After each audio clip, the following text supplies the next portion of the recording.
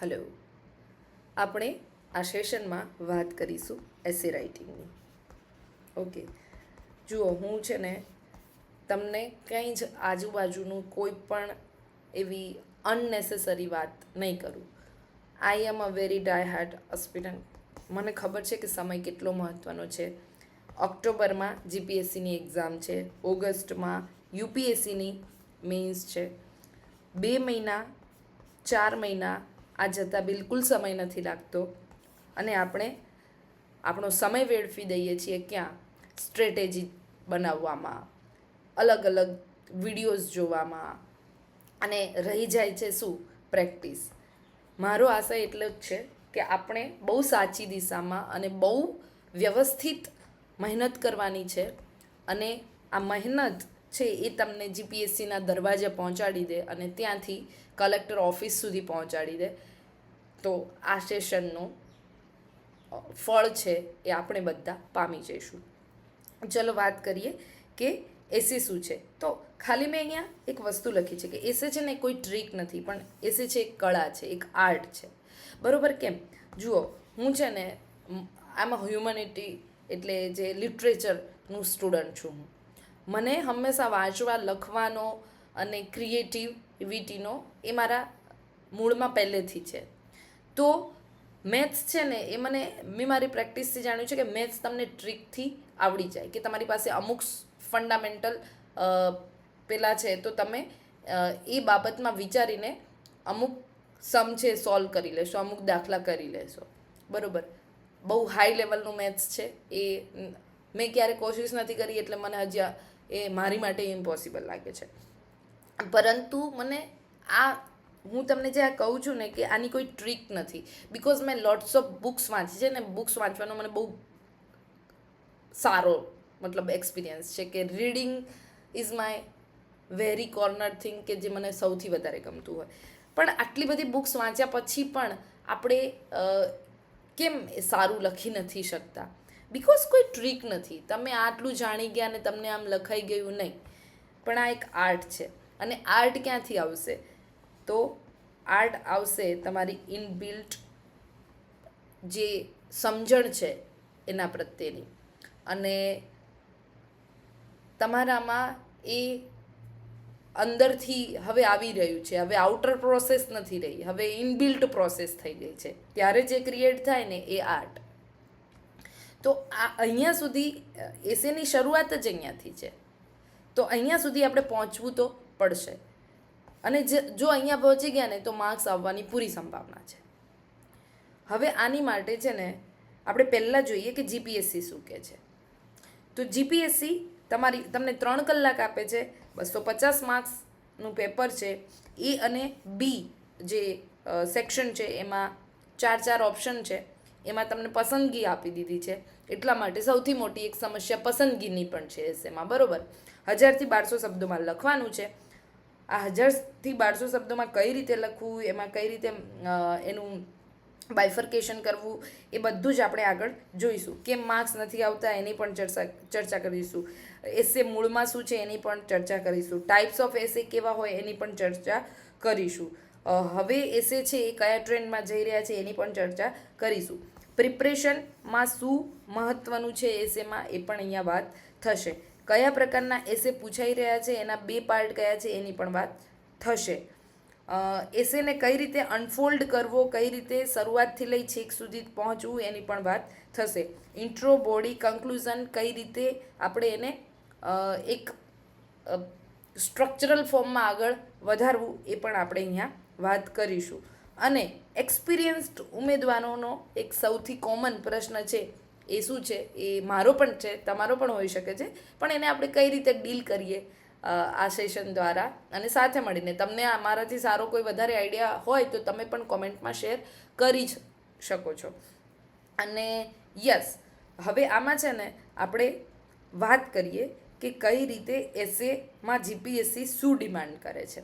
તો અહીંયા બહુ સરસ જીપીએસસીએ બહુ જ સરસ ગુજરાતી ભાષામાં કહ્યું છે કે ઉત્તર આપતી વેળા ધ્યાનમાં રાખવું કે અહીં સ્પર્ધકની માહિતી વિશે એક જાણકારી ચકાસવાનો આશય નથી, પરંતુ તેની મૌલિકતા.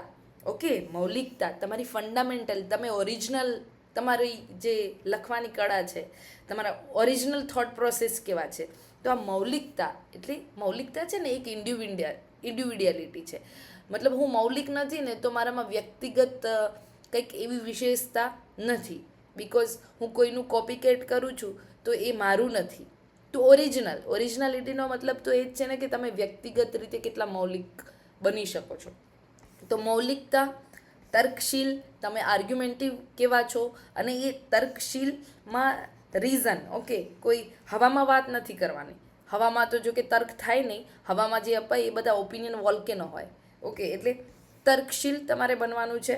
મુદ્દાસર વિચારો, એ જ વિચારો છે અહીંયા મૌલિકતાના. તર્કશીલ જે વિચારો કરો છો એને મુદ્દાસર રીતે અભિવ્યક્ત કરવાના છે. આ અભિવ્યક્તિની આવડત તમારી કેવી છે, એમાં તમે કેવા સુઘડ છો, એને કઈ રીતે તમે ક્રમબદ્ધ રીતે અને સુગ્રથિત રીતે રજૂ કરી શકો છો.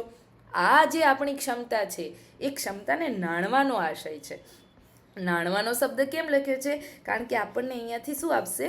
માર્ક્સ આપશે. અને માર્ક્સ છે ને એ નંબરમાં આપે. નંબર કેવા હોય? મોનિટરી હોય.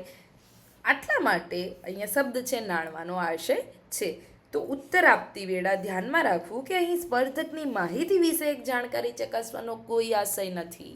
First and foremost and very important અહીંયા જે કહેવામાં આવ્યું છે એ આ જ છે કે અહીંયા તમારી માહિતી વિશે એક જાણકારી ચકાસવાનો આશય નથી. તમને શું આવડે છે, કેટલું આવડે છે એ નહીં, પરંતુ તમે કેવી રીતે એને રજૂ કરી શકો છો.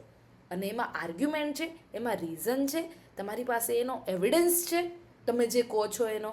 અને એ એવિડન્સને તમે સુગઠિત રીતે, ક્રમબદ્ધ રીતે અભિવ્યક્ત કરી શકો છો. આ બધી જે ક્ષમતા છે એ ક્ષમતાના આધારે આપણને માર્ક્સ આપવાનો જીપીએસસીનો આશય છે. હવે અહીંયા જે મિત્રો ઇંગ્લિશમાં લખે છે એમના માટે પણ એમને સરસ રીતે એ વસ્તુ આપી દીધી છે કે તમારો જે આ એસે છે એ ઓરિજિનલ હોવો જોઈએ, વેલ આર્ગ્યુડ હોવો જોઈએ. આ વેલ આર્ગ્યુની જે રાઇટિંગ પ્રેક્ટિસ છે એ તમારી જે એબિલિટી ટુ એક્સપ્રેસ થોટ્સ છે એ કોહરન્ટલી, સિક્વન્સલી, ઓકે, અહીંયા લખ્યું છે ને સુઘડ, ક્રમબદ્ધ, સુગ્રથિત, એ જ વસ્તુ અહીંયા ફરી કહેવામાં આવી છે. હવે જોઈએ કે આ છે ને આ મારો પોતાનો અનુભવ છે કે આ રીતે આપણે સમજવું જોઈએ અને આ રીતે એસે છે ને એ તમારો સ્ટ્રોંગ પોઈન્ટ બનાવવો જોઈએ. આ સેશન જો તમે નહીં જુઓ ને તો આગળના સેશન છે કે જેમાં આપણે એસેને અનફોલ્ડ કરતા શીખીશું કે એસે છે એને કઈ રીતે બ્રેઇનસ્ટ્રોમ કરીને એનું સ્ટ્રક્ચર બનાવીને, એ સ્ટ્રક્ચર ખાલી યાર ગુડ થિંગ, પેસ્ટલ અપ્રોચ એ બહુ જ સારી વસ્તુ છે. આનાથી તમે ફંડામેન્ટલી ક્લિયર થાવ છો. પણ પેસ્ટલ કરીને શું?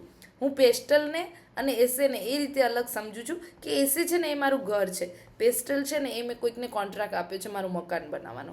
હવે એને મકાન બનાવી દીધું, પણ એ મકાન બનાવ્યા પછી એને ઘરમાં કઈ રીતે કન્વર્ટ કરવું એ આર્ટ છે. તો આર્ટ એ એસે છે, એસે એ આર્ટ છે. ઓકે, તો અહીંયા પેસ્ટલ આવડી ગયું એટલે એસે લખાઈ ગયો ના. પેસ્ટલ આવડી ગયું ને એટલે તમે કન્ફ્યુઝ થઈ ગયા. તમને એક લાઈન આપી દીધી, પણ એ લાઈન ઉપર ચાલવું કઈ રીતે, કેટલું, કઈ મેનરમાં ચાલવું, બરોબર, એ વસ્તુ છે એસે. તમને સત્તા આપી દીધી, તમને નિયમો, કાયદા આપી દીધા, પણ સ્ટીલ ઇમ્પ્લિમેન્ટ તો આપણે કરવાના છે ને, લોકો સાથે આપણે ડીલ કરવાનું છે. તો એ જે ડીલિંગની વસ્તુ છે, સબ્જેક્ટ ટોપિક સાથે ડીલિંગની વસ્તુ છે ને, એ એસે છે.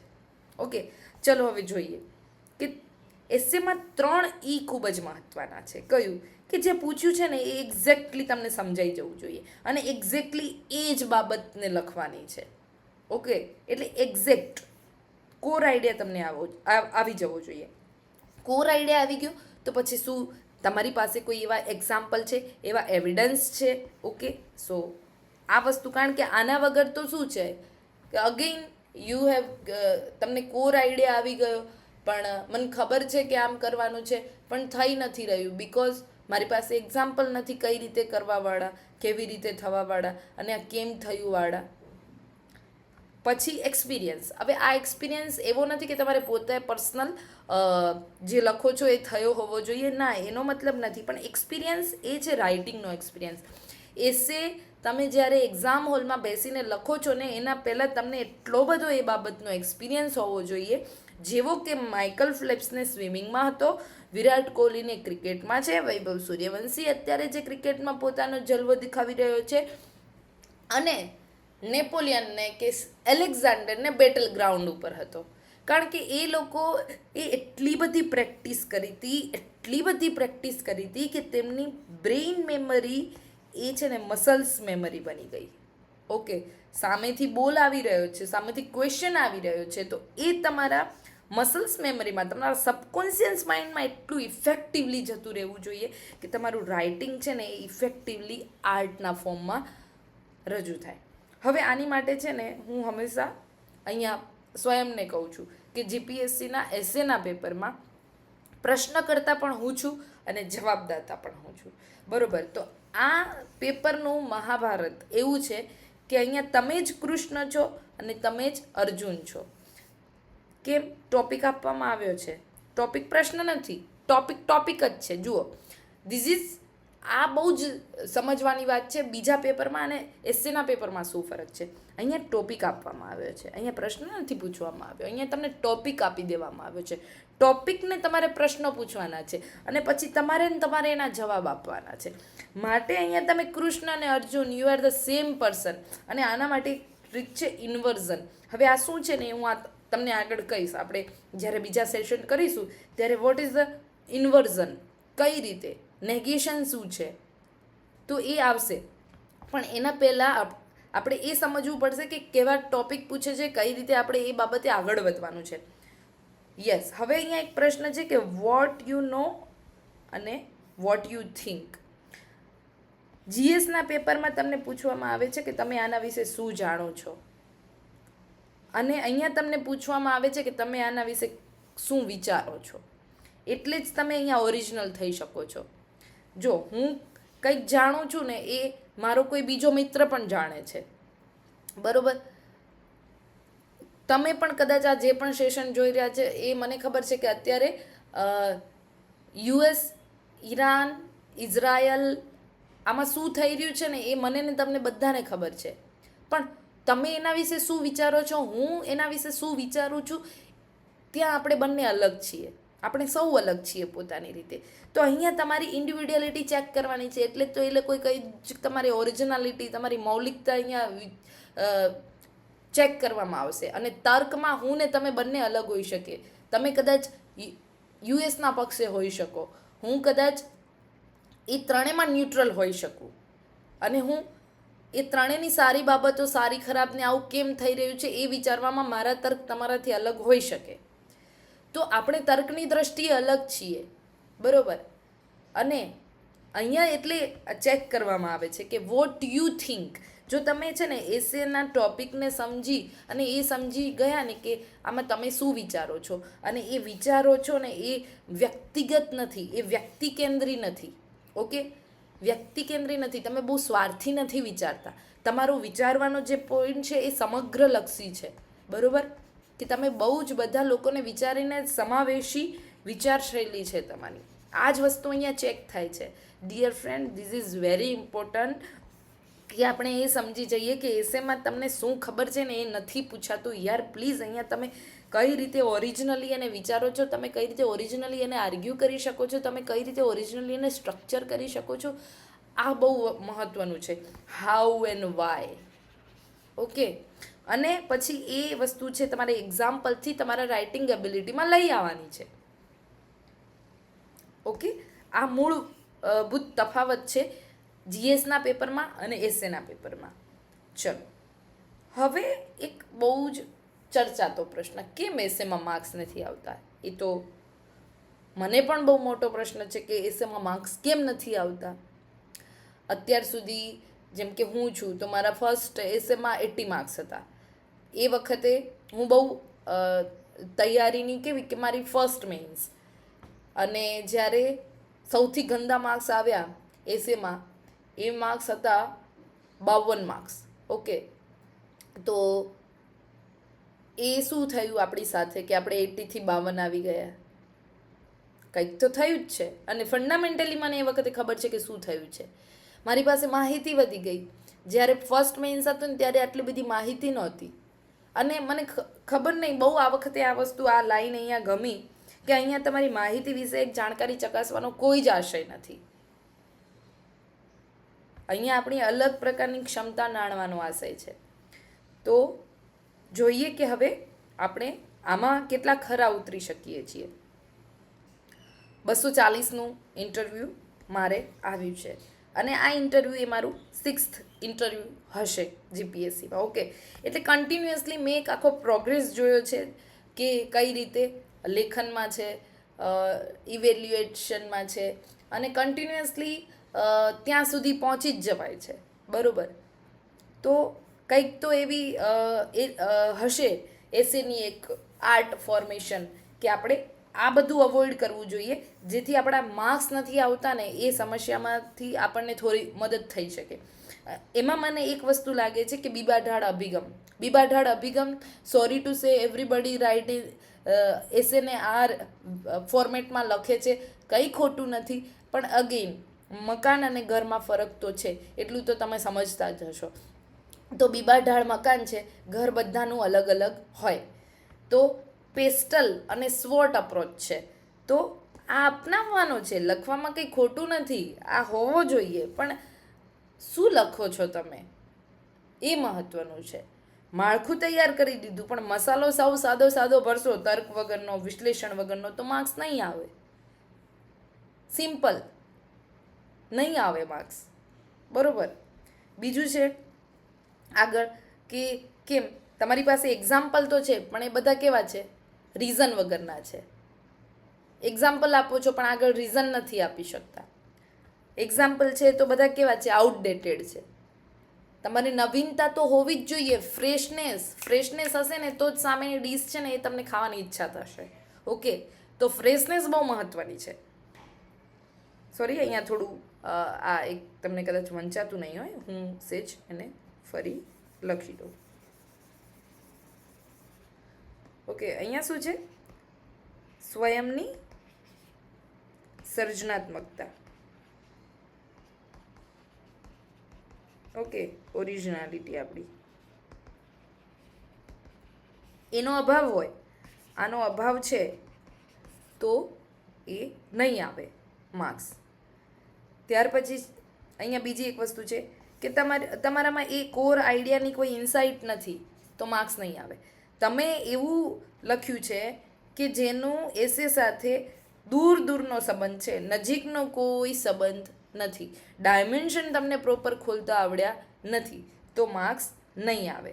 અને યાદ રાખજો, માર્ક્સ નહીં આવે ખાલી તમે માહિતી, ડેટા, ફેક્ટ્સ લખી આવ્યા, તમે લાઈન કરી આવ્યા, તમે બોક્સ કરી આવ્યા, તમે ચાર્ટ દોરી આવ્યા, આવું બધું ના હોય યાર. એસેમાં કોઈ ચાર્ટ ના હોય, એસેમાં કોઈ ડાયાગ્રામ ના હોય. જીપીએસસી માર્ક્સ આપતી હોય ને તો બી હું એટલું પર્સનલી એસેને જે રીતે સમજું છું ને એ રીતે હું કહું છું કે એસેમાં કોઈ પ્રકારના ચાર્ટ ના હોય, એસેમાં કોઈ ડાયાગ્રામ ના હોય.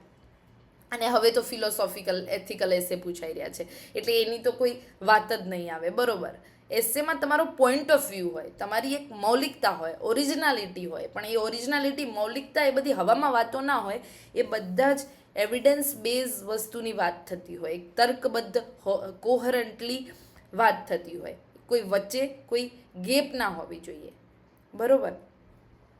તો એક આ વસ્તુ છે કે આપણો જે એસે છે એ જે વાત કરીએ છીએ એના એવિડન્સ હોવા જોઈએ, એ આર્ગ્યુમેન્ટિવ હોવો જોઈએ, અને એમાં એક બ્રિજ બનેલો હોવો જોઈએ સતત. હવે જુઓ, આ બ્રિજની વસ્તુ શું છે ને, તો હું તમને સિમ્પલ, આપણે સૌ બધા સમજુ બકરીઓની વાત ખબર છે આપણને.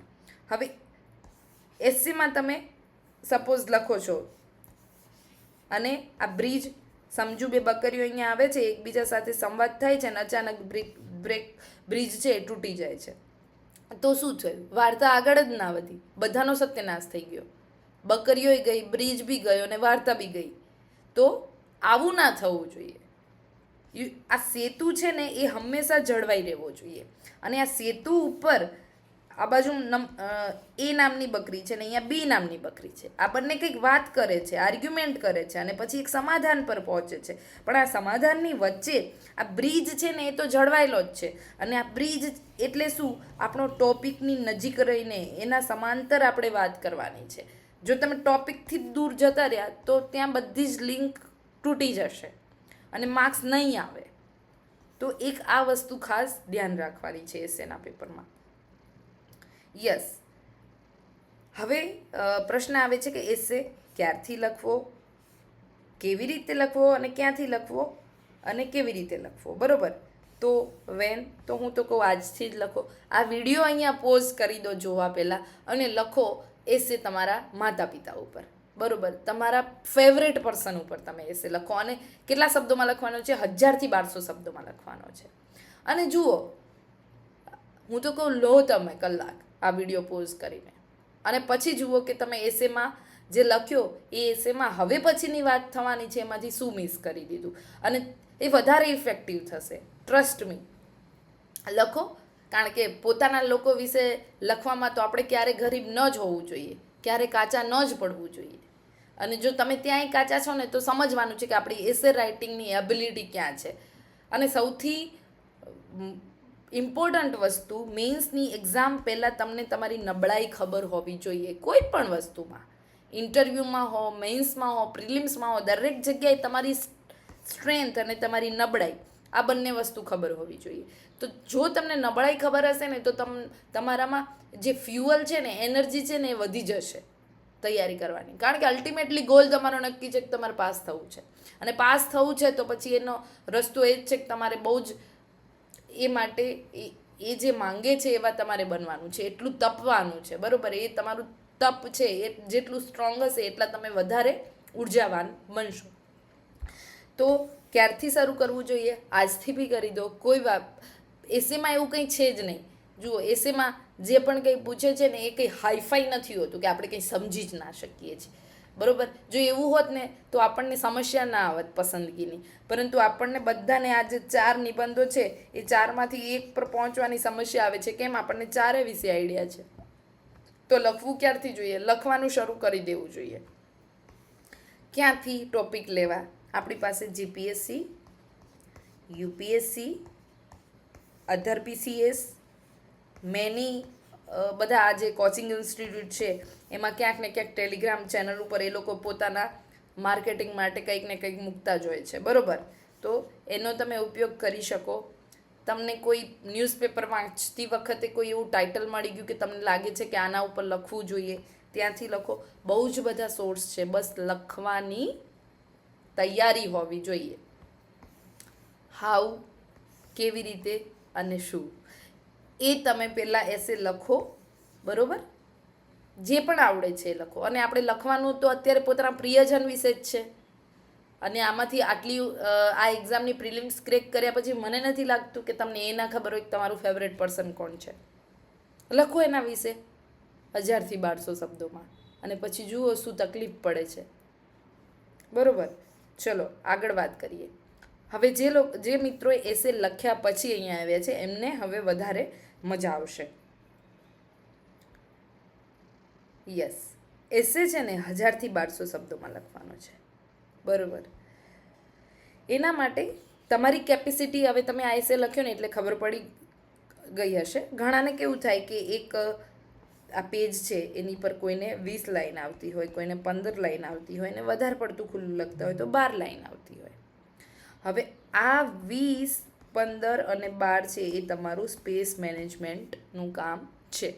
Time and space, okay? એસેમાં ટાઈમ એન્ડ સ્પેસ આ બંને કન્સેપ્ટ આવશે દરેક પેપરમાં.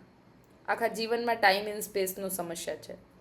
તો ટાઈમ એન્ડ સ્પેસ કઈ રીતે કરવું? જેમ કે આપણે લઈને ચાલીએ કે એક પેજ ઉપર 100 શબ્દો આવે છે તો 10 પેજ છે એમાં 1000 થશે અને 1200 જો તમે બીજું એક લગભગ જીપીએસસી 12 થી 13 પેજ આપતી હોય તો આ રીતે ઇઝીલી તમે કેલ્ક્યુલેટ કરી શકો છો.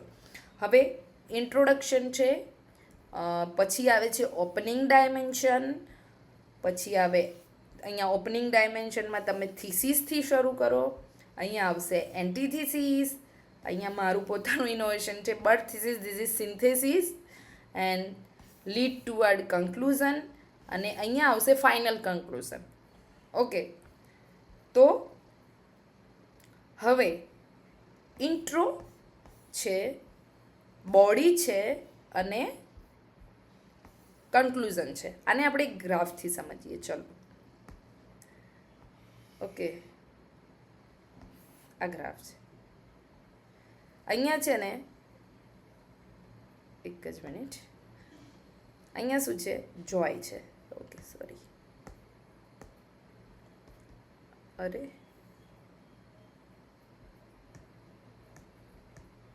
યસ, અહીંયા જોય ઓફ રીડિંગ. કારણ કે તમારા જે આપણો એસે જે ચેક કરશે એ માણસનો જોય, એને મજા આવવી જોઈએ, બરાબર. અને અહીંયા શું છે? આપણી રાઇટિંગ એબિલિટી. તો જોજો, હા, અહીંયા એક આપણે એવરેજ લાઈન દોરીએ છીએ. આ શેની છે? Average marks. અહીંયા ગુડ, એક્સલન્ટ માર્ક્સ. ઓકે, અહીંયા ધબડકો, બિલો એવરેજ. શું થશે આમાં? જોજો, હા. હવે અહીંયાથી તમે એસે રાઇટિંગની શરૂઆત કરો છો. ઓકે,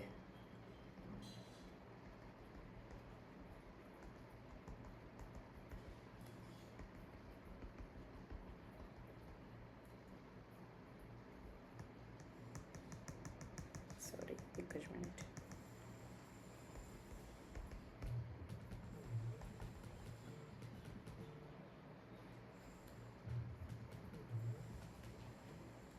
યસ, હવે એસેમાં થયું શું? અહીંયા કે લખવાની શરૂઆત કરીએ આપણે.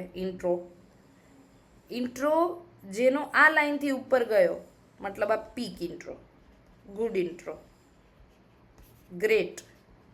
ઓકે, જોરદાર તમે રસપૂર્વકનું ઇન્ટ્રોડક્શન લખ્યું. બોડીની વાત આવી એટલે તમે પાછા ડાઉનફોલ શરૂ થયો. ડાઉનફોલ એટલો બધો થઈ ગયો કે સીધો તળિયે બેસી ગયા. પાછા તળિયે બેસ્યા અને પાછું અચાનક જોવામાં આવી ગયું એટલે ઉપર ગયા.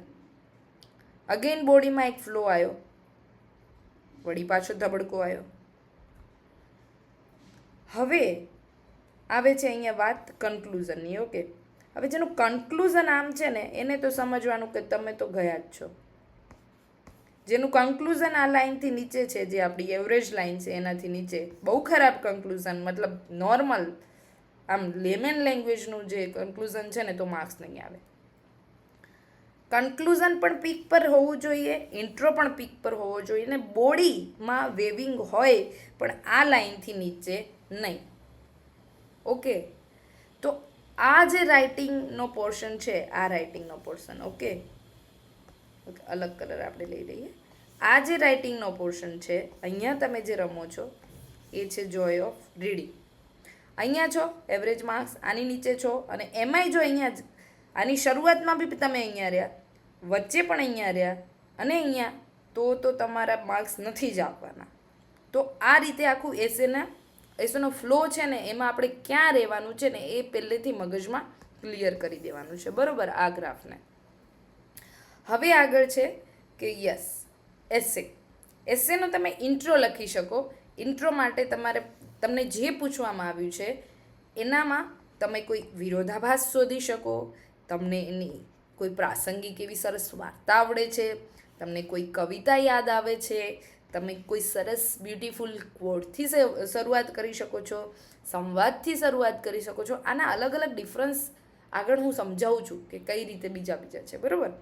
હવે જુઓ, ઇન્ટ્રો તમે અહીંયા લખશો ને એટલે પહેલાં 50 શબ્દો ભૂમિકા બાંધીને એને અગેન વચ્ચે ટોપિક સાથે લિંક કરી જ દેવાનું. ઓકે, આપણું જે ઇન્ટ્રો છે એ કદાચ 200થી 300 શબ્દો સુધી છે, તો એમાં 150 શબ્દો લખો ને, ત્યાં વચ્ચે પાછું એ બતાવી જ દેવાનું કે આ ટોપિકનું છે.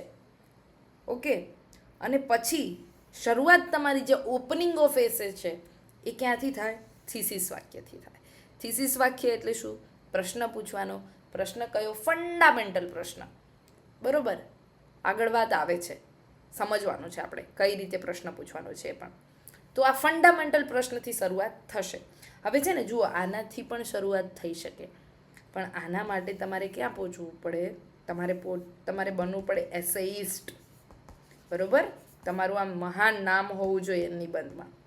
તો અહીંયા સુધી તમે પહોંચી શકો. થીસીસ વગર પણ લખી શકાય. ઓકે, હવે તમે અહીંયા થીસીસમાં પ્રશ્ન પૂછે ને, હવે પ્રશ્નમાં તમે ડાયમેન્શન ખોલશો, અને આ ડાયમેન્શન ખોલવાના અપ્રોચ છે. એક તો મોસ્ટ ફેમસ, બધાને ખબર છે, પેસ્ટલ અપ્રોચ. કયો approach? Pastel approach. Political, economic, social, technological, environmental, legal. Okay, કોઈ વાંધો નહીં. આ રીતે પણ ઓપનિંગ ડાયમેન્શન કરો શરૂ.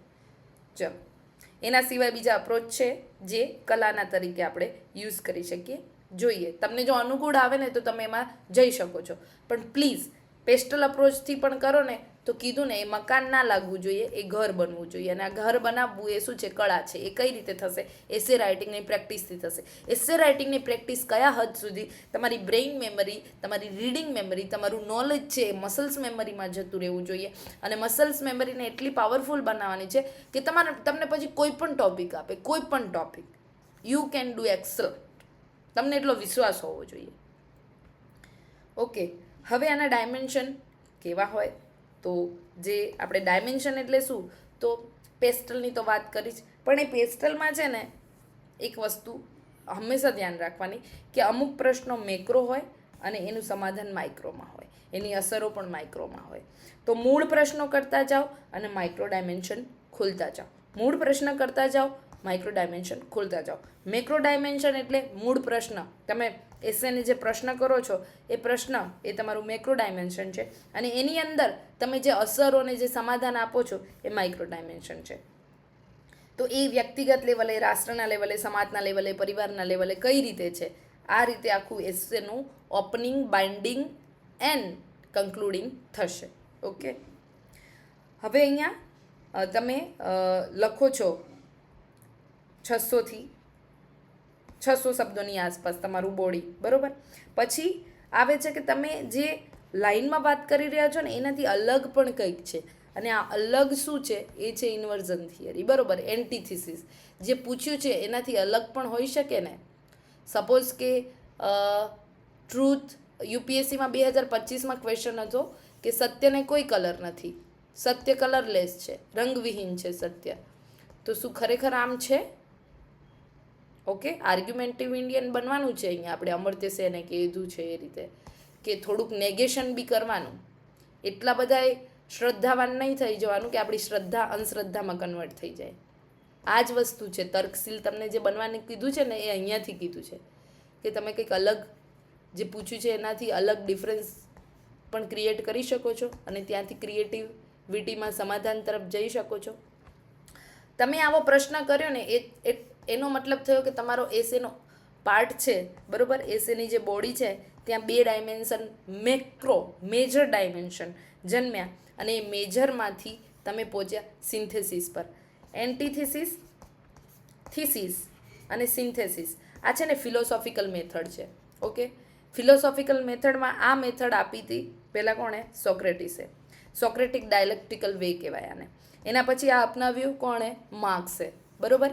માર્ક્સ પછી આ ક્યાં આવ્યું? હિગેલમાં. તો હિગેલિયન ડાયલોગ પણ કહેવામાં આવે છે આને, બરાબર.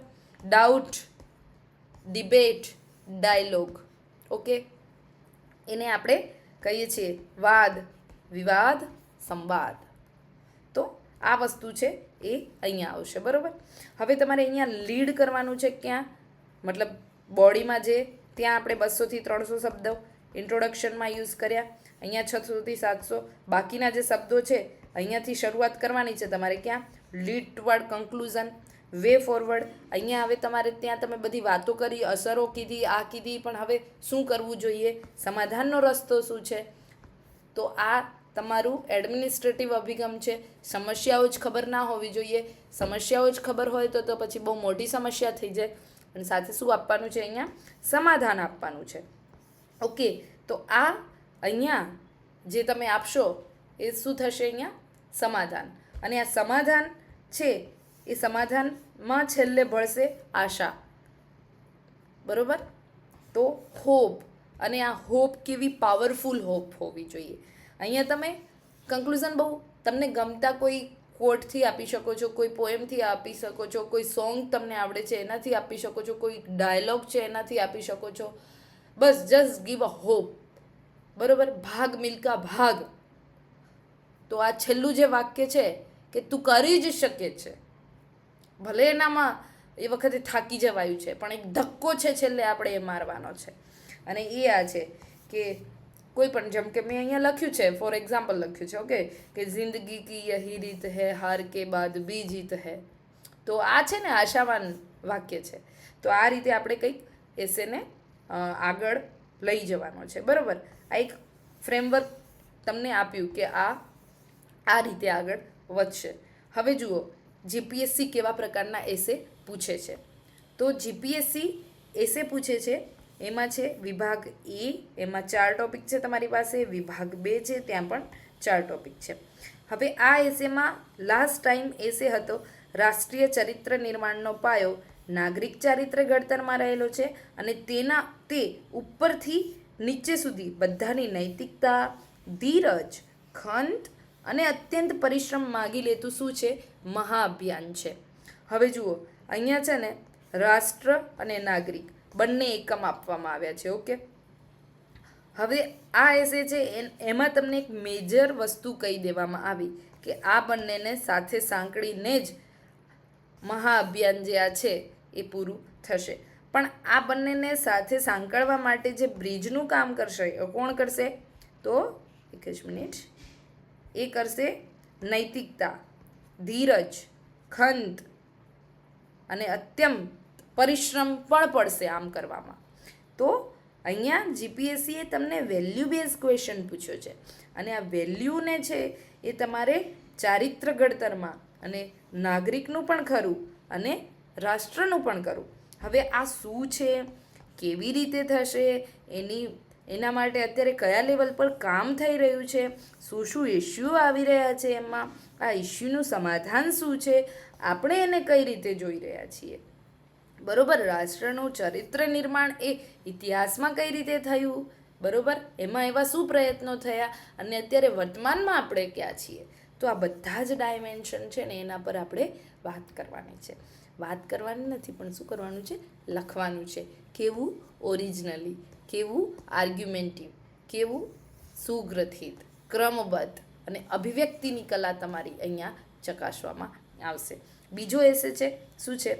જીવન અને સમય વિશ્વના 2 મહાન ગુરુ છે, અને જીવન આપણને સમયનો સદુપયોગ શીખવે છે, સમય આપણને જીવનનું મૂલ્ય કરતાં શીખવે છે. હવે જોજો હા, કે આ જીવન અને સમય 2 એટ્રીબ્યુટ આપી દીધા તમને, 2 વિશેષતાઓ આપી દીધી, અને શું કહી દીધું? વિશ્વના. બરોબર? તમને બહુ સંકુચિત થવાનો અહીંયા મોકો નથી. અહીંયા કહી જ દીધું છે કે વિશ્વના 2 મહાન ગુરુ છે. તો તમે પોતાના ઇન્ડિવિડ્યુઅલ લેવલે જ લખ કરો તો એસે આપણે જે એવરેજ લાઈન હતી એનાથી નીચે લખાઈ રહ્યો છે. અહીંયા કહી દીધું છે કે વિશ્વના 2 મહાન ગુરુ છે, અને શું કહી દીધું પાછું? ગુરુ છે, અને એ પણ કેવા મહાન, ગ્રેટ. તો આ ગુરુ છે, તો ગુરુના શું કર્તવ્યો છે, કેમ આ બંનેને ગુરુ કહેવામાં આવે છે, જીવન એટલે શું, સમય શું, બંને એકબીજા સાથે કેમ રિલેટેડ છે, સમયનો સદુપયોગ એટલે શું, જીવન આપણને સમયનો સદુપયોગ શીખવે છે, સમયનો સદુપયોગ શું જીવન સિવાય બીજે ક્યાંય છે, અને સમય આપણને જીવનનું મૂલ્ય કરતાં શીખવે છે, જીવનનું મૂલ્ય કરતાં શું સમય જ શીખવે છે કે બીજું કંઈ પણ શીખવે છે. તો આ બધી જ ચર્ચાઓ છે એ જે છે એ આખો આપણો એસે છે. આ બધી વાત મારે અત્યારે એકચ્યુઅલી બહુ ડિટેલમાં કરવાની મારો કોઈ આશય નથી, પરંતુ મેઇન વસ્તુ આપણે મને આ વાત કરીને તમને એ કહેવું હતું કે એસે છે એ આ રીતે અત્યારે પૂછાઈ રહ્યા છે, અને કેટલા કોરિલેટેડ છે એ જુઓ તમે. જનસેવામાં સફળતા માટેના 3 આવશ્યક મૂલ્યો છે. કયા કયા? અનામિત્વ, કાર્યકુશળતા અને સાદગી. ઓકે, કર્મયોગી માટે સફળતાના 2 રહસ્ય છે. જુઓ, જન સેવામાં સફળતા, કર્મયોગી માટે સફળતા, એના 3 આવશ્યક મૂલ્યો. અહીંયા છે 2 રહસ્યો, અને આ જે છે એમાં એક વેલ્યુ તો સેમ જ પૂછી છે, કાર્યકુશળતા. ઓકે, સંદર્ભ અલગ છે. આ બંને એસે છે ના ટોપિક છે એનો સંદર્ભ અલગ છે. લાઈક એક જનસેવામાં સફળતા પૂછ્યું છે, એક કર્મયોગી માટે સફળતા પૂછ્યું છે, અને પછી એની 3 વેલ્યુ આપી છે. અહીંયા 2 વેલ્યુ આપી છે. આનો મસાલો તમે જોવા જાઓ તો મોરોવર સેમ થાય, બસ તમારે ટાઇટલને વળગીને, એ સંદર્ભને વળગીને લખવાનું છે. આ બધું શું છે, સિવિલ સર્વિસીસની વેલ્યુ છે. મતલબ કે હું કે તમે આપણે આગળ જઈને જે સારી પોસ્ટ ઉપર અધિકારી તરીકે ભૂમિકા નિભાવશું તો આપણામાં કયા મૂલ્યો હોવા જોઈએ એની આ અહીંયા વાત છે. ત્યાર પછી વિભાગ બી છે, mostly political philosophical, very familiar તમે હોવ અહીંયા લાગે. અહીંયા સૌથી મોટી સમસ્યા છે એની થાય પસંદગી એ માણસને મળેલો અભિશાપ છે. આવું ફિલોસોફીમાં કહેવાય છે. કેમ કહેવાય છે એની ચર્ચા આપણે અત્યારે નહીં કરીએ, પણ હા, તમારી પાસે ચોઈસ છે તો કન્ફ્યુઝન છે તો ધબડકો થવાના ચાન્સ વધારે છે. તો સ્નેહ સ્વાર્થ રહે કદી ન સંગ, જો આવે એક જો આવે તો જાય બીજું ખચીત. લાગ્યું ને, પોલિટિકલ ફિલોસોફિકલ ફેમિલિયર, અહીંયા વધારે સમસ્યા થઈ જાય લખવાની, બરોબર. પછી બીજો એસે છે, તારા કાને રે સંકટ કોઈ સંભળાવે રે, બને તો થોડું કાપજે રેજી, માનવી પાસે કોઈ માનવી ના આવે રે, તારા દિવસની પાસે દુખિયા આવે તો આવકારો મીઠો આપજે રેજી. તો આ તો કવિ કાગ બાપુ, હું ને તમે બધા જ ઇન્ક્લાઇન થઈ જઈએ આ લખવા માટે. ફિલોસોફિકલ તો છે જ, ફેમિલિયર પણ છે. હવે આને આપણે એસેના ફોર્મમાં લખવાનું છે. વિચાર વિસ્તાર જે પેલા ગુજરાતીમાં પૂછાય છે, જ્યારે આવી પંક્તિ આવે તો પણ આપણે થોડા ફાંફા પડી જાય છે. આ એસેના ફોર્મમાં લખવાની છે, જાળવીને બહુ જવું પડે અહીંયા. હવે આગળ છે ત્રીજો એસે, અગોળ આચરણ મણ ઉપદેશ કરતા મૂલ્યવાન છે. ઓકે, આ શું છે તો અપ્લાઇડ અને ટેસ્ટેડ એસે છે. અગોળ આચરણ મણ ઉપદેશ કરતા મૂલ્યવાન છે.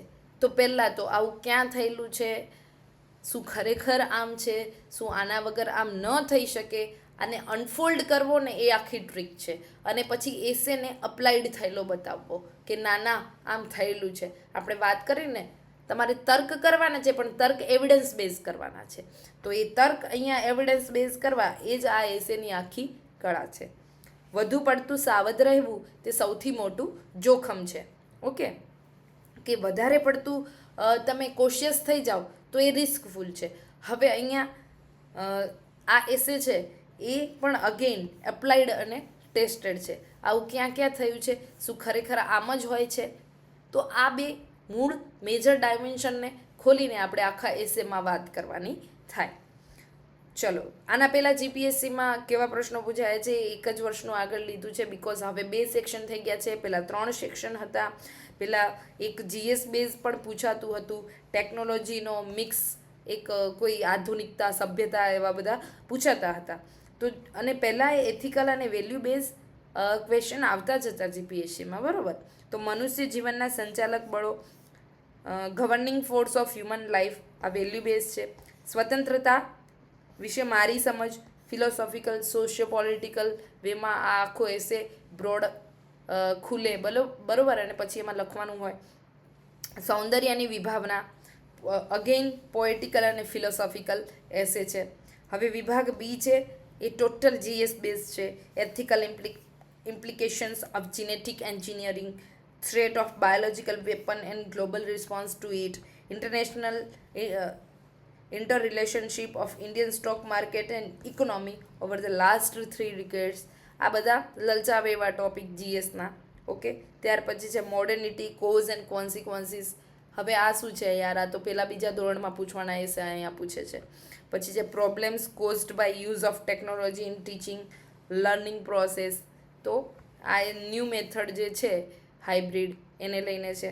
પર્સનાલિટી બેઝ ક્વેશ્ચન એક પૂછ્યો છે, ગૌતમ બુદ્ધ, રવિન્દ્રનાથ ટેગોર અને ગાંધીજીનું ભારતના સાંસ્કૃતિક વિકાસમાં વૈચારિક પ્રદાન શું છે. તો આ બધા એસે છે એ હવે નથી આવા પૂછાતા. હવે મોર ઓવર એથિકલ, ફિલોસોફિકલ, અપ્લાઇડ એસે જીપીએસસી પૂછી રહી છે, બરોબર. હવે અહીંયા આપણે જઈએ કે એસેની તૈયારી કઈ રીતે કરવી, બરોબર. આપણે આગળ તમે જો જેમને આપણે અહીંયા વાત કરી હતી કે તમારા ફેવરેટ પર્સન વિશે એસે લખો. હવે એમને અહીંયા પ્રશ્ન થયો હશે કે શું સમસ્યા આવી હોય ને કઈ રીતે લખાય. તો એસેની પ્રિપરેશન છે, એની તૈયારી છે, એના માટે શું કંઈ અલગથી વાંચવાની જરૂર નથી મિત્રો. કઈ વસ્તુ નહીં, તમે જે વાંચો છો ને એમાં તમારું માઇન્ડ અપ્લાઇડ રાખવાનું. એ વાંચતી વખતે તમને એ હંમેશા ધ્યાન રાખવાનું કે આમાંથી મને એસેમાં શું કામ આવી શકે. તો અપ્લાઇડ માઇન્ડસેટ હંમેશા ત્યાં રાખવાનો છે. અને ઓલવેઝ પ્રેક્ટિસ પ્રેક્ટિસ પ્રેક્ટિસ શેની? PYQ, UPSC, GPSC, અધર PCSના તમને કોઈ તમારો મિત્ર કોઈ ટોપિક આપે છે, બસ લખો યાર, લખો, બરોબર. અને ઇવેલ્યુએટ કરાવવાનો બેસ્ટ વે ફોર ધ એસે, સૌથી સરસ. ક્યાંય જવાની ઝંઝટ જરૂર નથી કોઈ જગ્યાએ. તમારી પાસે સરસ એક વેલ લર્નેડ ફ્રેન્ડ છે, તમારા ફેમિલી મેમ્બર છે, એને આપો.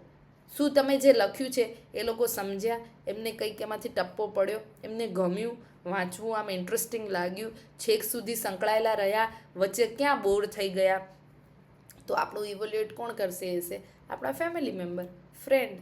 અને જો એમ થાય કે ના વધારે ક્રેડિબલ એક્સપિરિયન્સ લોકો જોડે તપાસડાવો છે આપણે, તો આવા સેશન છે, આપણે આ સેશન આગળ લીડ કરીએ. અને પછી મારી એવી ઈચ્છા છે કે આપણે કંઈક ક્લોઝ ગ્રુપ, એક મેન્ટરશિપ કરીશું. અને ક્લોઝ ગ્રુપમાં બહુ બધી સંખ્યા કરવાનો કોઈ જ આશય નથી.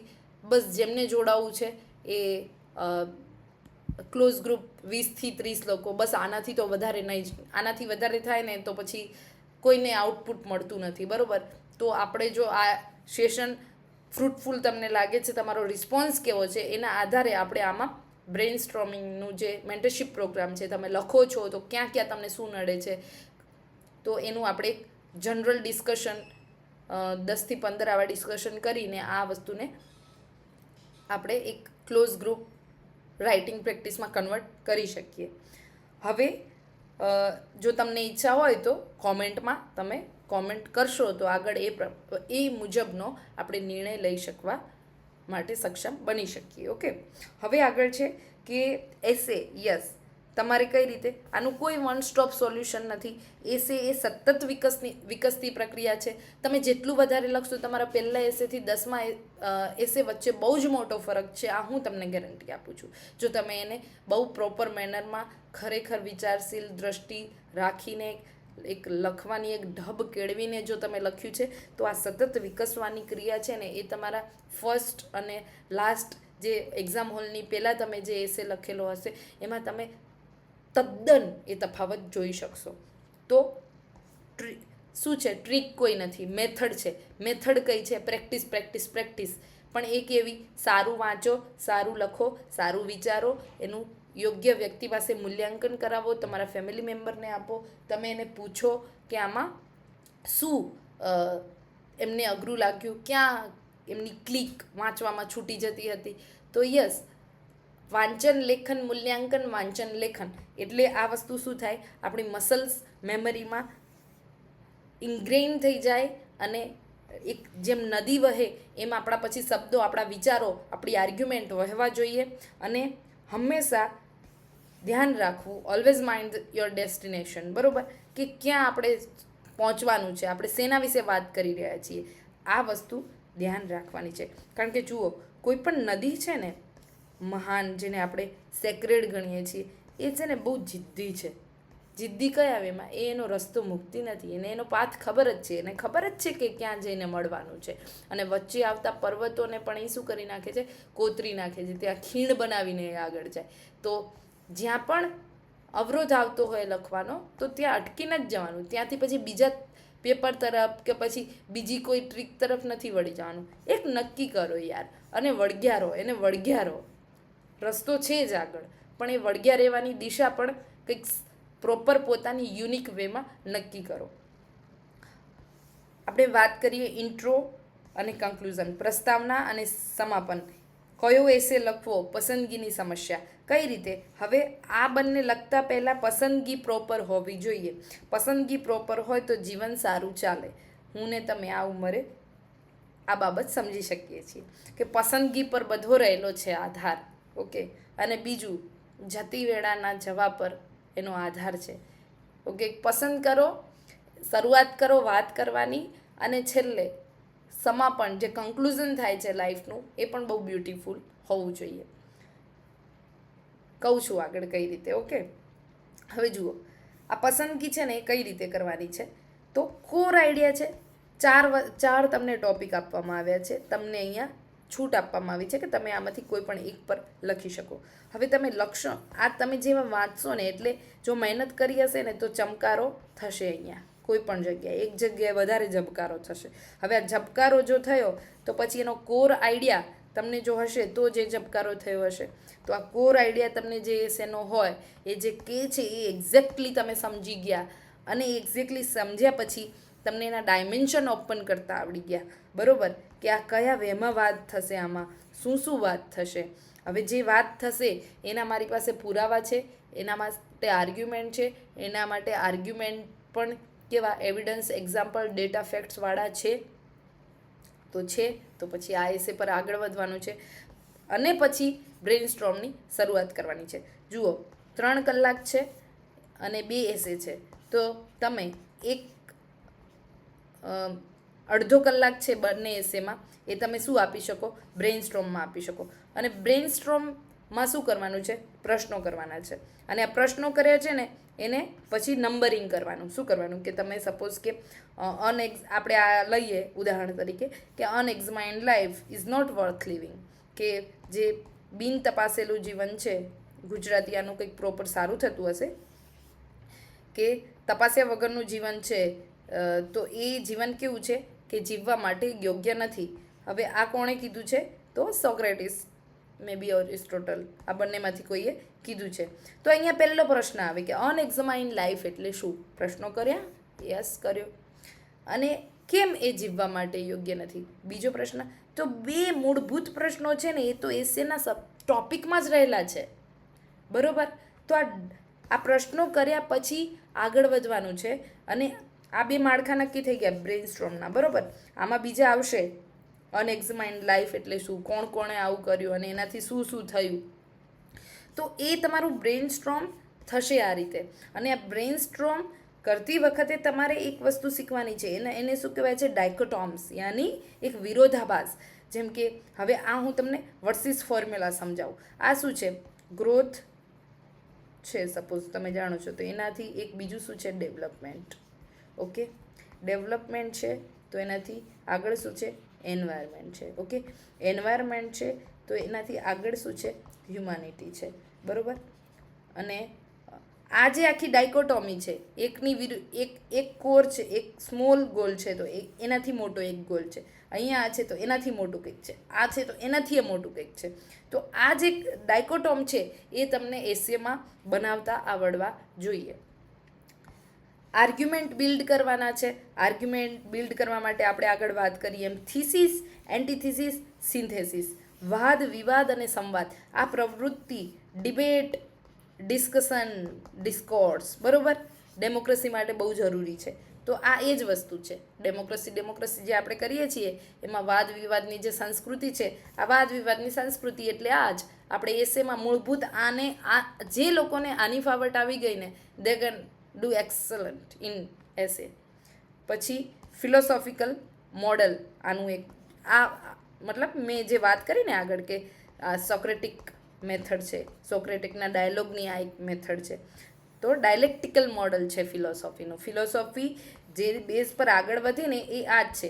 કારણ કે જુઓ, પ્લેટોએ જે કીધું એની ફૂટનોટ પરથી એરિસ્ટોટલે સોક્રેટિસે કેટલાક પ્રશ્નો કર્યા,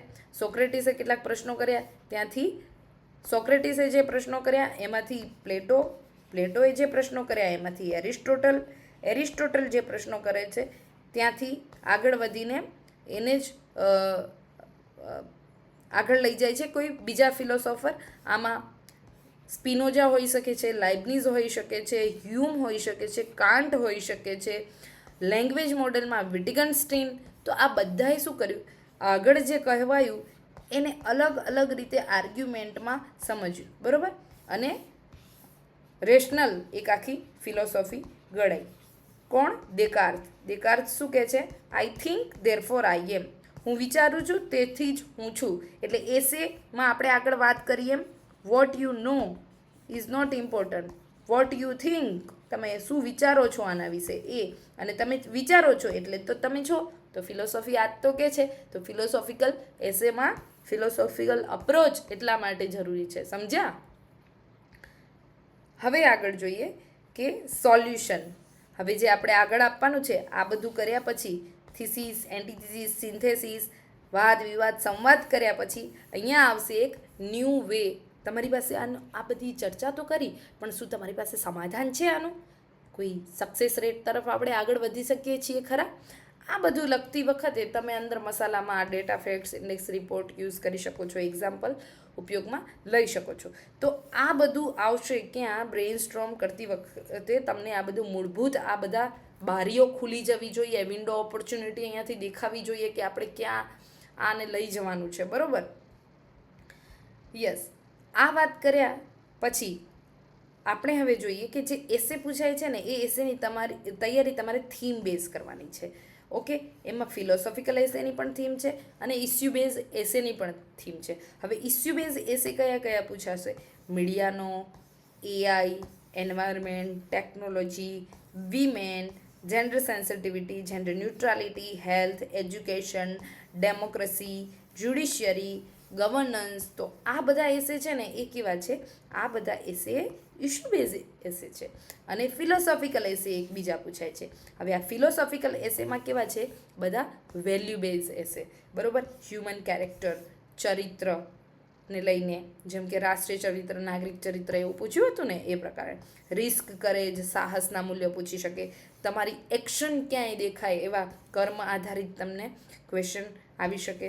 હેપીનેસ શું છે, તમે એનાથી શું સમજો છો, આવા બધા પ્રશ્ન આવી શકે. યસ. તો હવે આ એસે છે, આવા પ્રકારના એસે પૂછાય તો આપણું બોડી બિલ્ડિંગ, ઇન્ટ્રોડક્શન અને કન્ક્લુઝનમાં શું શું હોય? તો અહીંયા જુઓ, ઇન્ટ્રોડક્શનમાં 3 થી 4 પેરા થવા જોઈએ. એક પેજ ઉપર યાદ રાખવાનું 2 થી 3 પેરેગ્રાફ આવે તો એ બ્યુટિફુલી સ્ટ્રક્ચર થયેલું અને વાંચવામાં ગમે એવું લાગે. તો આ જે ઇન્ટ્રોડક્શન છે, એ ઇન્ટ્રોડક્શનમાં કયા કયા અપ્રોચ તમે અપનાવી શકો? તમને કોઈ પર્સનાલિટી બેઝ કોઈ એનેક્ડોટ યાદ આવે છે તો એ લખો. કોટેશનથી તમે શરૂ કરી શકો. ન્યૂઝ રિપોર્ટની કોઈ ઘટના છે તો એને લઈને કહી શકો, બરાબર? ઇસ્યુ બેઝ એસેમાં આ વસ્તુ બહુ સારી રહે. ન્યૂઝ કે રિપોર્ટ આધારિત કરો ને તો ઇસ્યુ બેઝ એસે એમાં વધારે એ વસ્તુ ઇફેક્ટિવ લાગે. હવે ઇન્ટ્રો આગળ કોઈ વાર્તા આધારિત હોય. સો આ સ્ટાર છે એટલે આ મારી અહીંયા સ્ટ્રેન્થ છે આ બધામાં. ઓકે, તો વાર્તા આધારિત તમે કરી શકો. ઇતિહાસ કે પૌરાણિક ઘટના આધારિત આપણે એસેની શરૂઆત કરી શકીએ. મૂવી અને બુક્સ આધારિત તમને કંઈ સારું એવું મળ્યું હોય તો તમે એને રિલેટ કરીને ત્યાં ઇન્ટ્રોડક્શનમાં શરૂઆત કરી શકો.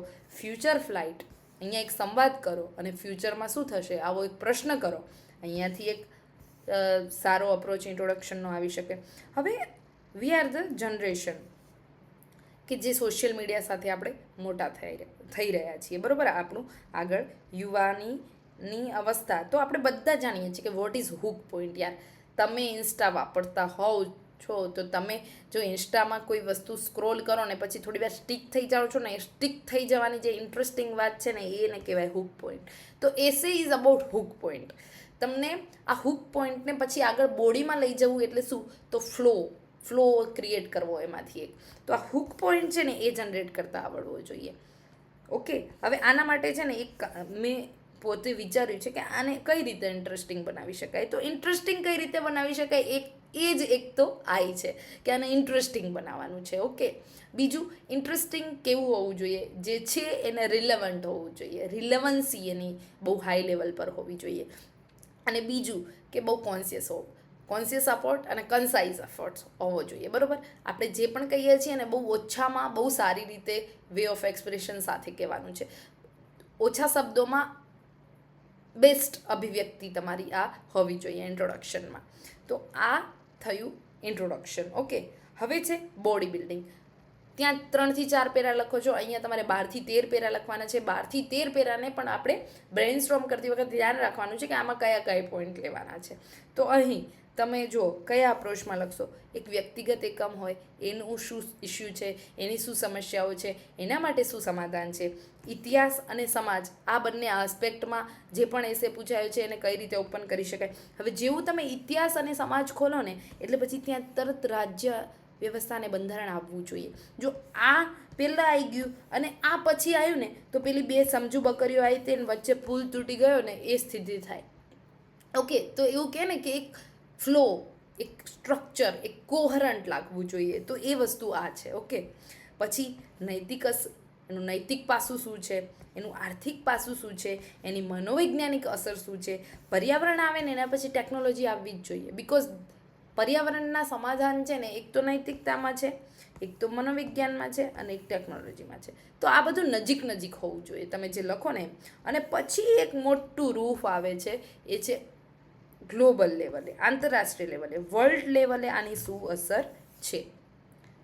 ઓકે, આટલું તમે કરો છો ને પછી યાર વર્તમાનને ભૂલી તો ન જ જવાય, બરાબર.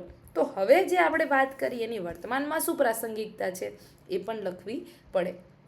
હવે જુઓ, તમે જેવી પ્રાસંગિકતા લખીને એટલે પ્રશ્ન ઊભો થાય છે એનો કે જે પૂછ્યું છે, જે સબ્જેક્ટ છે, આપણો ટોપિક છે, એના માટે તમે હવે શું વિચારો છો, તમારા સમાધાન શું છે આનું.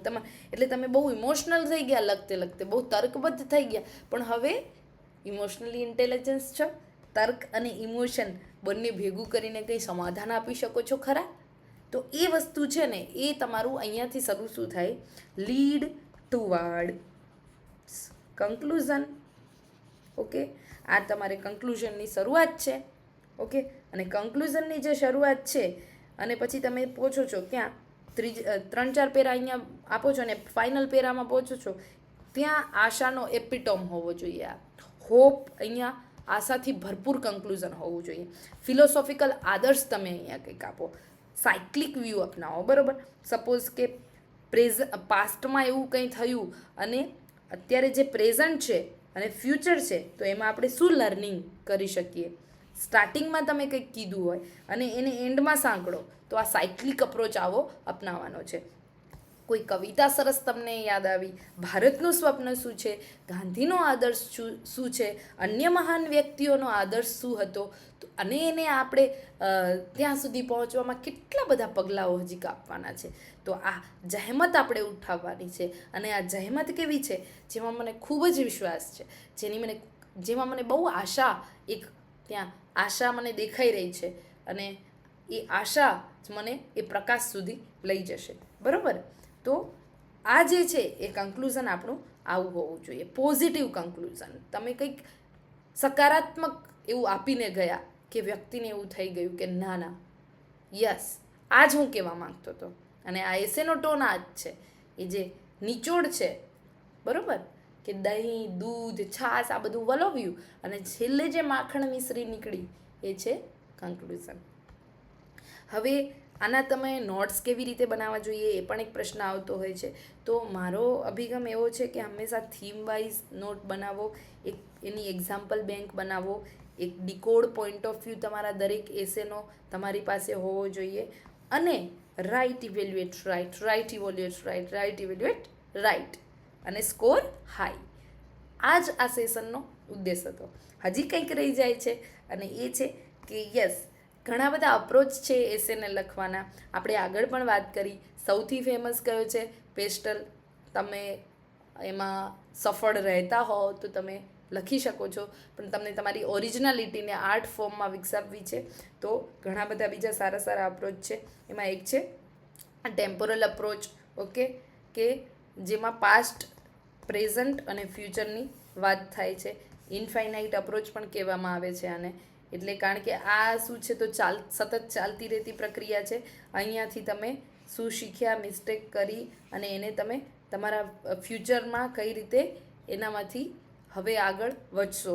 ઓકે, પછી એ પણ થાય. અને બીજું કે પાસ્ટ, પ્રેઝન્ટ અને ફ્યુચર, ભારતની શું જર્ની છે, વિશ્વની શું જર્ની છે, કોઈ પણ ટૉપિક છે તો એનું ઇવોલ્વ એ ટોપિક ખુદ કેવી રીતે થયો, જેમ કે truth has no colour. Okay, તો સત્ય, તો જ્યારે સતી પ્રથા હતી ત્યારે બધાને એ સત્ય લાગતું હતું. સતી પ્રથા જેવા આપણે ઇવોલ્વ થયા ત્યારે આ ટ્રુથ પણ ઇવોલ્વ થયું. એટલે આની પણ એક જર્ની છે. તો એ વેમાં પણ તમે જો બહુ તમને અપ્રોપ્રિએટ લાગતું હોય તો તમે એ રીતે લખી શકો. પછી કન્ટેમ્પરરી અપ્રોચ હોય. ટેકનોલોજીકલ એસે કોઈ પૂછાયો છે તો એમાં મોટાભાગે કન્ટેમ્પરરી અપ્રોચ આવે, કારણ કે સમકાલીન એની એપ્લિકેશન શું છે એ જ વધારે લખવાની હોય. લાઈફ સાયકલ અપ્રોચ હોય. લાઈફ સાયકલ અપ્રોચને એક બીજું કહેવાય છે કે હીરો જર્ની. બરાબર, કે એક હીરો છે, જેમ કે રામાયણના રામ છે, તો રામનું શરૂઆતનું જીવન છે એમાં કયા એવા મૂલ્યોનું આરોપણ થયું, પછી જીવનમાં કેવા કેવા સંઘર્ષો આવ્યા, એ સંઘર્ષોમાંથી એમને સમાધાન માટે કયા કયા ગુણો એમને કામે લગાડ્યા, તો આ લાઈફ સાયકલ અપ્રોચ થયો. પછી એક સાયક્લિક અપ્રોચ છે, એ શું છે તો ઇન્ડિવિડ્યુઅલ છે. પછી એક ઇન્ડિવિડ્યુઅલ છે, એક ફેમિલી છે, એક સોસાયટી છે, એક નેશન છે અને એક વર્લ્ડ છે. તો આ વેમાં આખો એસે ઓપન થાય. ઓકે, પછી ડિબેટિકલ અપ્રોચ છે, તમે આર્ગ્યુ કરો છો, સમાધાન આપો છો, આર્ગ્યુ કરો છો, તોડો છો. તો આ થીસીસ એન્ટીથીસીસ સિન્થેસિસનો અપ્રોચ છે. એક સેક્ટોરલ અપ્રોચ છે, વિચ ઇઝ પેસ્ટલ અપ્રોચ, આપણે બધા જાણીએ છીએ. એક એબ્સ્ટ્રેક્ટ અને એનાલિસિસ, આ ફિલોસોફિકલ જે લોકો માસ્ટર હોય એ આ રીતે લખી શકે. ત્યાં થીસીસ એન્ટીથીસીસની વાત જ નથી, એબ્સ્ટ્રેક્ટ ફોર્મમાં લખવાનું છે તમારે અને એનાલિસિસ કરતા જવાનું છે. બરાબર, તો યસ, આ બધા અપ્રોચ છે એસેને લખવાના. હવે એસેમાં છે ને જે પણ પૂછાયું છે એને એક્સપ્લોર કરવાનું છે, એનો મિનિંગ શોધવાનો છે. શું આમ જ છે, આમ છે તો કઈ રીતે છે, ને નથી તો શા માટે છે, આનાથી અલગ શું છે, આની અસર શું થાય. આ 5 મૂળભૂત પ્રશ્નો છે. Okay, major head. Yes, the end of this session એ છે કે રાઇટિંગ છે ને એ ડિસ્કશન કરતાં વધારે પાવરફુલ છે. બોરિંગ એસે લખવો એ કન્ફ્યુઝિંગ એસે લખવા કરતાં વધારે પાવરફુલ છે. બોરિંગ એસે લખશો ને, કન્ફ્યુઝિંગ એસે લખ્યો કોઈએ, બરાબર, એ કે બોરિંગ એસે લખ્યો ને કે કન્ફ્યુઝિંગ એસે લખ્યો, તો અહીંયા માર્ક્સ વધારે મળશે બોરિંગ એસેવાળાને. એટલે યાદ રાખવાનું છે, આમાં શીખવાનું શું છે કે કન્ફ્યુઝિંગ એસે નથી લખવાનો. Beast bust about the Beast એવું કંઈક છે કે કુછ ભી લીખ દિયા, રિલેવન્સી નહીં હે યાર, આવું નહીં. તો બોરિંગ એસે છે એ કન્ફ્યુઝિંગ એસે કરતાં સારો છે. તો વાંધો નહીં, ભલે તમને એવું લાગે કે ભાઈ હું શું લખું છું, પણ જો તમે નજીક લખો છો, એસેના એક્ઝેક્ટ વેમાં લખો છો, તો એ આના કરતાં તો વધારે જ સારું છે. અને રાઇટિંગ એ મેઇન્સ માટે, એસેમાં મેઇન્સમાં ડિસ્કશન તો જરૂરી જ છે, પણ ડિસ્કશનથી વધારે પાવરફુલ છે રાઇટિંગ. એટલે લખવા પર ધ્યાન આપજો. બરાબર, અને મારા જેવા અનુભવી મિત્રોની એક સૌથી મોટી સમસ્યા છે એ છે વાક્ય લાંબા થઈ જાય છે યાર. યસ, વાક્ય લાંબા થઈ જાય છે. બહુ જ આના માટે મથવું પડે છે. પણ આના માટે છે ને એક વસ્તુ મેં વાંચી હતી કે ટૂંકા વાક્યો ઉત્તમ છે, ટૂંકા વાક્યો નથી થઈ રહેલા. તો એક મહાન સંગીતકારે એવું કીધું છે કે મારા લાઇનની લેન્થનું વેરિએશન છે ને એમાં જ મ્યુઝિક છે. તો ભલે આપણા વાક્યો લાંબા થઈ જાય છે, પણ જો આ વાક્યોમાં એક લય છે, એક રિધમ છે, તો એ અનિવાર્ય છે, એ ખોટું નથી. તો બી happy and write well. Make your writing ability is your muscles memory. Okay, ચલો સાથે મળીને આપણે આવું સારું શીખતા રહીએ, એકબીજાને મદદ કરતા રહીએ. જો તમને આ સેશન ગમ્યું હોય તો તમારી ફરજ તમારે નિભાવવાની છે. અને યસ, જો તમને આ સેશન માટે હજી કંઈ આગળ અપ્રોચ, કોઈ તમારા કોઈ નવા આઈડિયાઝ હોય કે આપણે આ રીતે આગળ જવું છે, તો તમે શેર કરજો. આપણે એ રીતે આગળ વધવાનો પ્રયત્ન કરીશું. અને જો આ સક્સેસફુલ સારું તમારી માટે રહ્યું હોય તો કોમેન્ટ કરજો. અને કોમેન્ટમાં તમે સારું ખરાબ એ તો ઠીક છે, પણ એનાથી વિશેષ મારે તમારી પાસેથી એ જાણવું છે કે શું આ રીતે આપણે આગળ વધવું છે. આ માટે કોઈ એક સ્પેસિફિક તમને એવું જરૂર લાગે છે કે તમને કોઈ ફ્રેન્ડ ફિલોસોફર ગાઈડની જરૂર છે આના માટે, આપણે એક મેન્ટરશિપ ક્લોઝ ગ્રુપમાં શરૂ કરીએ. ઓકે, તો પ્લીઝ તમને જો ગમ્યું હોય તો તમે એ મુજબ રિસ્પોન્સ આપશો. Thank you very much.